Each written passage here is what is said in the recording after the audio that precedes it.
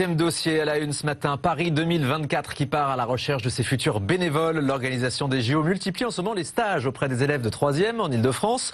Ce sont des élèves qui auront pile 20 ans en 2024. L'idée est donc de les sensibiliser à l'olympisme et leur donner envie de s'impliquer dans 5 ans. Reportage BFM Paris au Vélodrome de Saint-Quentin en Yvelines avec Damagassa et Thibaut Cordier. 250 mètres de long et 8 mètres de large de piste. Depuis 5 ans déjà, le Vélodrome de Saint-Quentin accueille les plus grands cyclistes sur piste de la région. De quoi impressionner ces collégiens qui ignoraient tout de ce complexe sportif. Moi déjà quand on m'a dit Vélodrome, je pensais que c'était Marseille. Après j'ai vu ça, mais déjà ce qui me choque c'est le nombre de places. Parce que c'est très sombre, il y a beaucoup de places. Pour les accueillir, Quentin Lafargue, premier Français à avoir décroché le premier titre mondial du kilomètre en cyclisme sur piste en mars dernier.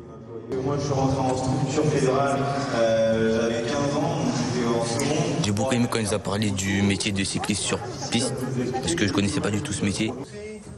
Une découverte qui a pour but de sensibiliser ses élèves de 3e aux Jeux Olympiques de Paris de 2024. Et si tous n'ont pas vocation à être les Quentin Lafargue ou les Jeannie Longo de demain, ils pourront tout de même y participer. Dans 5 ans, ils feront sûrement partie des futurs bénévoles ou qui travailleront sûrement aussi peut-être autour de ces Jeux-là. Ça permet de découvrir des métiers, de susciter peut-être même des vocations.